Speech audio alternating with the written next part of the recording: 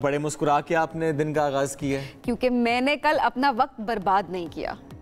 मैं जो इतने पिछले टाइम से जो परफॉर्मेंस चलती आ रही है ना हमारी टीम की, उसके बाद बहुत सारे लोग ऐसे थे उन्होंने कहा कि हम ये रिस्क नहीं लेंगे, मेरा दिल बहुत कमजोर है, मैं नहीं देख सकती। यानी वो कहता है तुसी भी ऐसी हो, मैंने भी इसलिए नहीं ऐसा टाइम ये इस पॉइंट पे कौन लाया है? इस पॉइंट पे ये हमारी टीम लाई है, ये हमारी पीसीबी लाई है, ये जो सिलेक्शन कमेटी है ये लेकर आई है। इस पॉइंट पे हम आ चुके, वो खेल जिससे हम सबको इतना प्यारा रहा का वर्ड इससे इस्तेमाल करी हूँ क्योंकि वो प्यार कम होता अब दिखाई दे रहा है। उसकी वजह क्या है कि जब भी आप कोई मैच, कोई टूर्नामेंट आता है, आप एक्सपेक्टेशंस बिल्ड करते हैं, आप अपने लिए एंटरटेनमेंट ढूंढते हैं और उसके बाद इस तरह की परफॉर्मेंस सामने आती है तो उसके बाद जाहिर है आप सब जो हैं वो डिसहार्टेंड हो जाते हैं। क्रिकेट से प्यार रहेगा, टीम से रहे ना रहे, प्लेयर से रहे ना रहे, वो एक अलग बात है, लेकिन बहरहाल इस खेल से प्यार पाकिस्तान करेगा। जो कि आप देखें ना कि हर गली कूचे में, हर ग्राउंड पे हमें क्रिकेट खेलते ही लोग नजर आते हैं।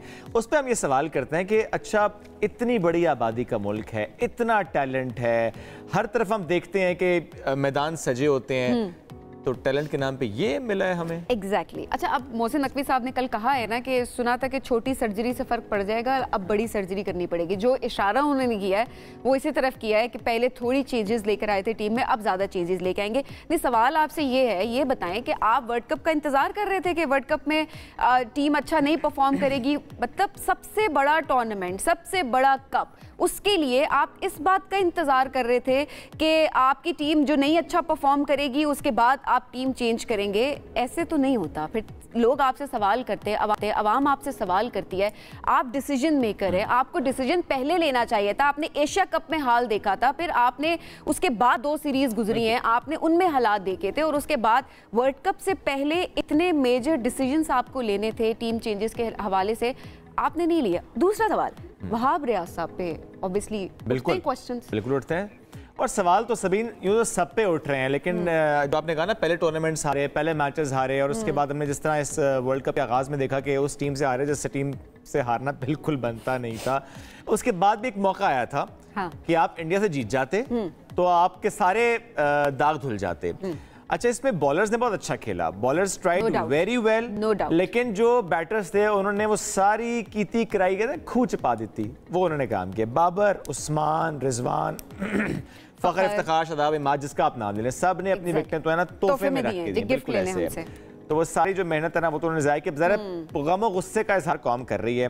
तो आज इस पर मैं बात भी करनी है, और इसके साथ जो हमारी शख्सियत मौजूद हैं उनसे मैंने ये पूछना है कि आज तो हमारा दिल नहीं करा तैयार होने का, वो इतना तैयार आज कैसे हुए हैं, इतने के बाद उनका दिल कैसे किया इतना तैयार होकर आने का।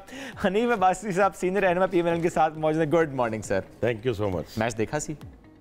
अच्छा, मैंने ना एक्चुअली मुझे रिजल्ट का पहले पता था। रियली वो कैसे? वो मुझे नहीं, देखिए ना, एक होता है तुक्का लगाना। अच्छा, एक होता है अच्छा यार मैं ये गाड़ी इस तरह भगाऊंगा तो निकल जाऊंगा, वो एक्सीडेंट हो जाता है। एक होता है कि तहम्मुल के साथ कंटिन्यूटी होती है, किसी भी तसलसल होता है जीत का, फिर टीम पे एतमाद किया जाता है। जब ये अमेरिका से आ रहे, मुझे ये बताएं 2-3 चीज़ों का सवाल। पहली बात तो ये, हम हो या पीपल्स पार्टी हो या कोई हो, पीटीआई हो, कोई पार्टी हो, वो जब भी आए अपनी पसंद का बंदा लगाते हैं। सबसे बड़ा जुल्म ये है पाकिस्तान क्रिकेट के साथ, आप प्रोफेशनल बंदा नहीं लगाते, आप जावेद मियांदाद नहीं लगाते, आप वसीम अकरम नहीं लगाते, आप जहीर अब्बास नहीं लगाते। भाई क्यों? भी जिनका काम है वो जानते हैं।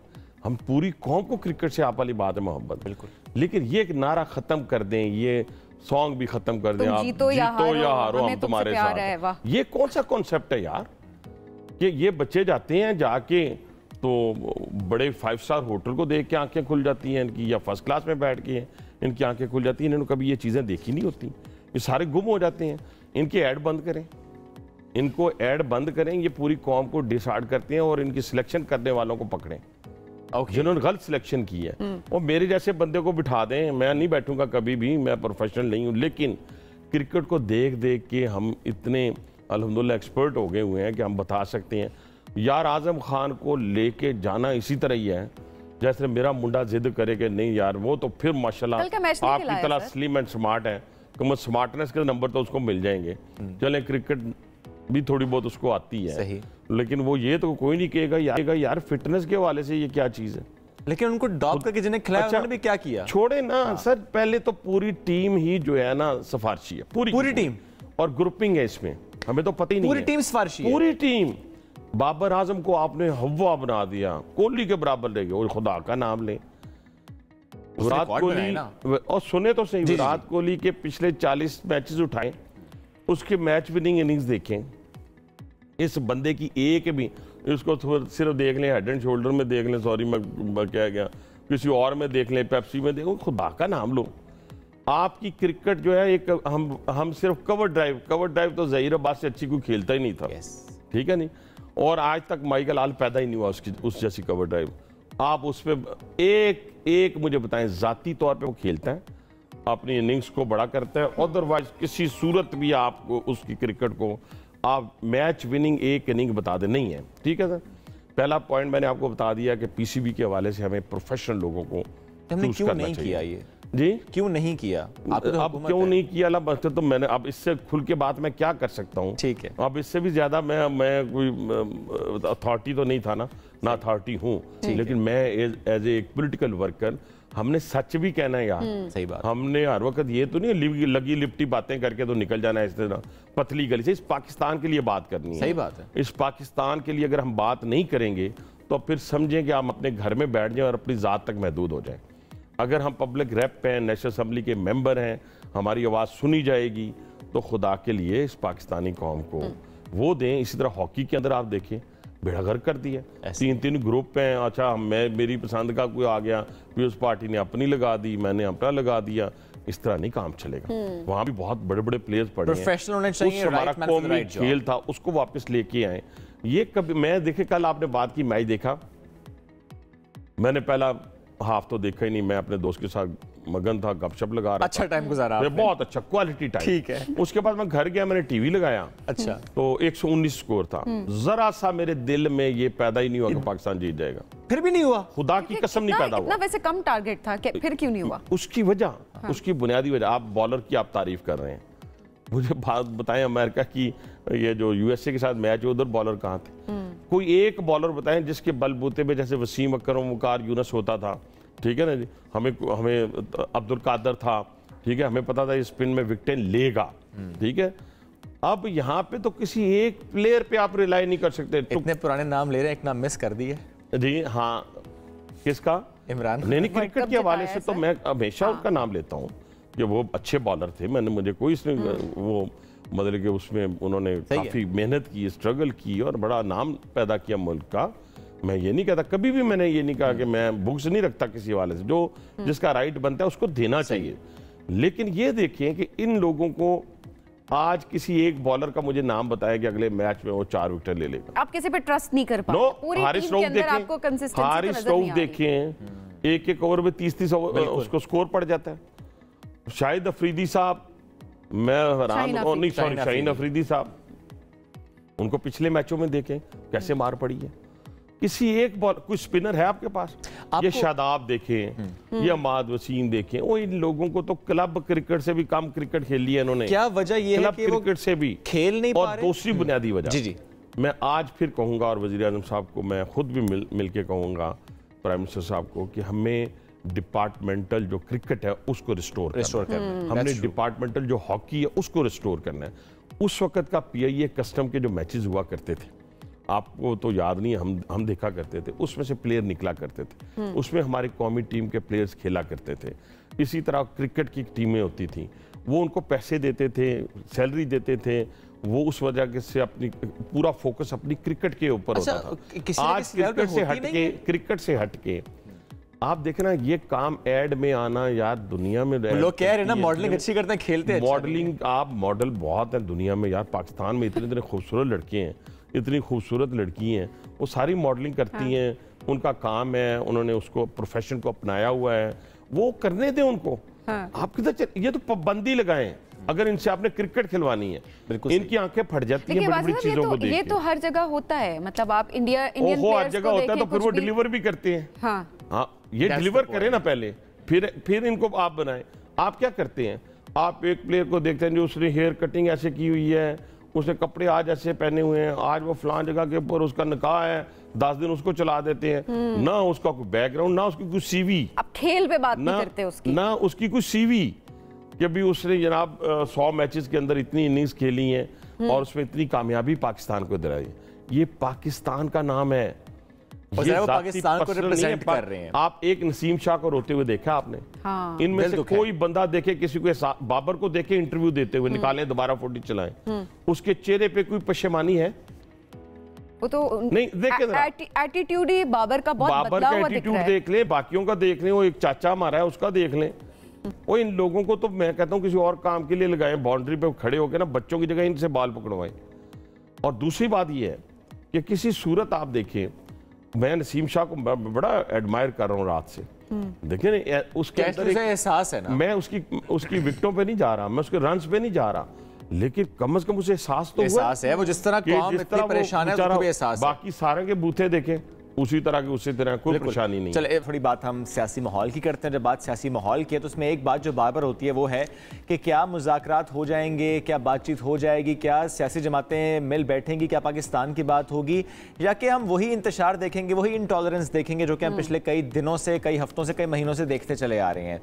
अब ऐसे में जब हम PMLN की बात करते हैं, जो कि हज़रत हनीफ अब्बासी साहब साथ मौजूद भी हैं, हम ये भी देख रहे हैं कि बहुत से करीबी साथी, बहुत ही प्यारे साथी छोड़ते चले जा रहे हैं PMLN को। यानी इससे पहले हमने क्या देखा, साबिक वज़ीर आज़म शाहिद हक़ान अब्बासी साहब छोड़ दिया, साबिक वज़ीर ख़ज़ाना मिफ्ताह इस्माइल साहब छोड़ दिया, अभी साबिक गवर्नर ज़ुबैर साहब उन्होंने भी पार्टी को छोड़ दिया। तो बड़ी की पोजीशन पर रहने वाले अपनी पार्टी को छोड़ रहे हैं। और जब बात है वो क्या करते हैं, वो कहते हैं जो कि पार्टी अपनी पॉलिसी पर नहीं चल रही, वो एक बात करते हैं जो नारा लगाया था वोट को इज्जत दो, उस पर नहीं रुके हुए, इसलिए हम छोड़ रहे हैं। इस पर राय मैं जरूर लूंगा। वैसे हनीफ अब्बासी साहब से मुतालिक भी ना कुछ सोशल मीडिया पर चल रही थी कि ये भी छोड़ रहे हैं पार्टी, तो उनसे मैं तस्दीक या तस्दीक करा लेता हूँ। आप भी छोड़? नहीं, मैं छोड़ नहीं रहा, मैं फिलहाल नहीं छोड़ रहे। फिलहाल नहीं छोड़ रहे। ओके जी, मैं मकसद बात करने का ये है कि आज की डेट तक तो मेरा कोई ज़हन नहीं है। ज़िंदगी के अंदर ना कभी भी इतना आपको सख्त किसी जगह खड़ा होने की ज़रूरत नहीं होती।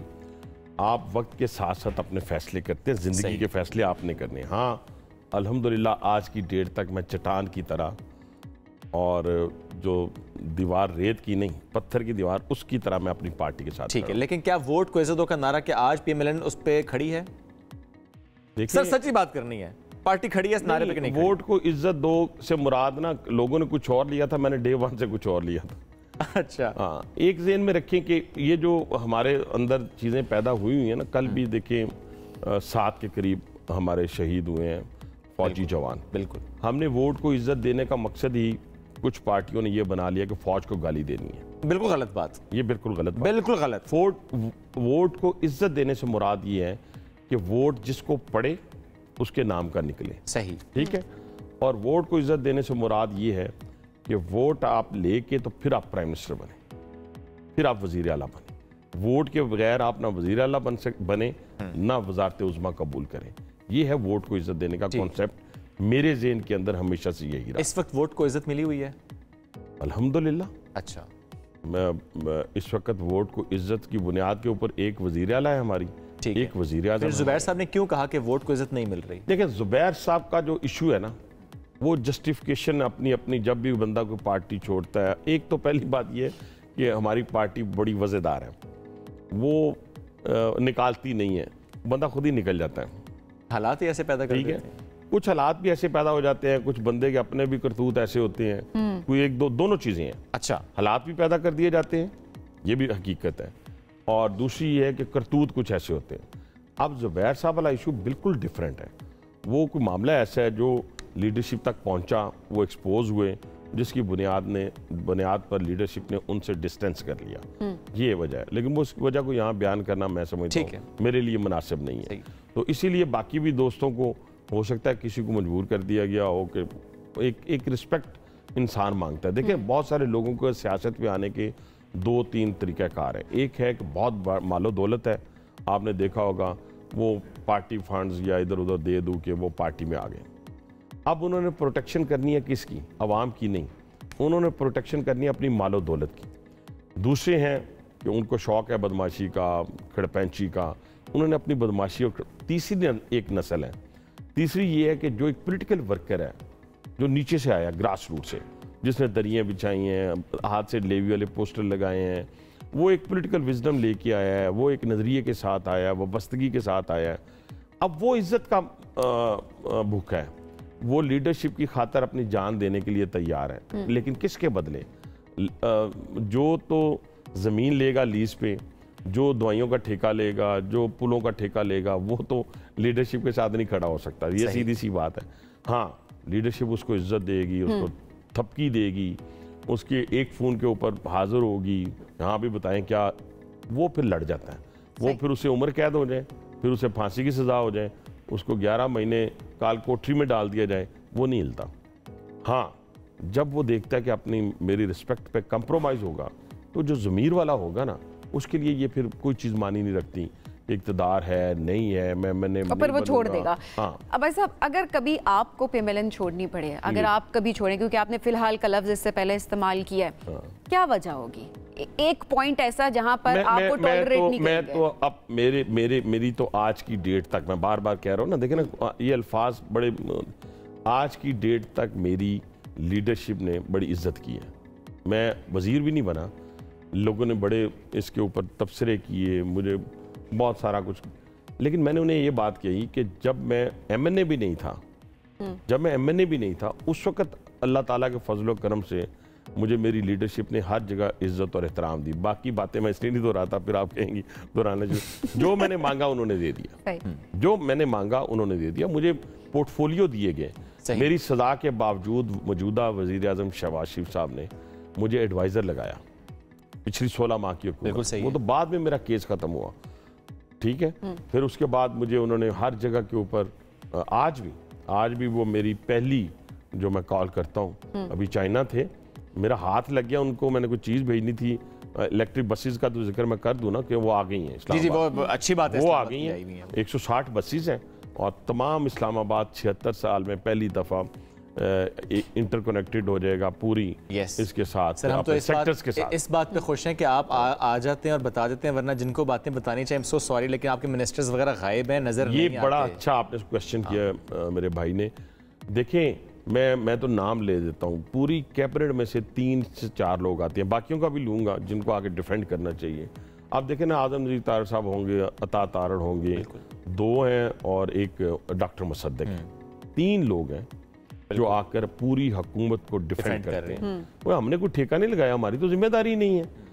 जिम्मेदारी है उन लोगों की, वजारत दाखिला बहुत बड़ी वजारत दाखिला है, अब वो मोहसिन नकवी साहब के पास, बिल्कुल, अब उनको आकर बैठकर हुकूमत को डिफेंड करना है। लेकिन हम यहाँ बैठ के दुश्मनी भी मोल लें, सारी पार्टियों के साथ भी, आम लोगों के साथ भी, और जिन्होंने मीठा मीठा हाप हाप और कड़वा कड़वा थू थू नहीं हो सकता। हमा यारा जन्नत, हमा यारा दोज़ख, दोनों जगह के ऊपर दोस्तों के साथ, अपनी लीडरशिप के साथ आपने अच्छे वक्त में भी खड़े रहना है, मुश्किल वक्त में भी खड़े रहना है। बिल्कुल ऐसे ही उनको आके डिफेंड करना है, उनको आके बताना है कि हमारे शहदा जो है वो कैसे अपनी जानों का नजराना, वो इंटीरियर मिनिस्टर है, उन्हें आके बताना है कि हमारे शहीद जो है वो इस वक्त मुल्क के लिए अपनी जान का, अपने खून का गरम गरम लहू जो है अपने जिस्म का दे रहे हैं। इसी तरीके से आके जाम कमाल ने बताना है कि आपने इस वक्त हम इंडस्ट्री में कहाँ पे जा रहे हैं, हम क्या कॉमर्स में क्या कर रहे हैं। उनका काम है, कर वो आप रहे हैं। बस अब वक्त बड़ा मुख्तसर था, बहुत शुक्रिया साथ मौजूद थे।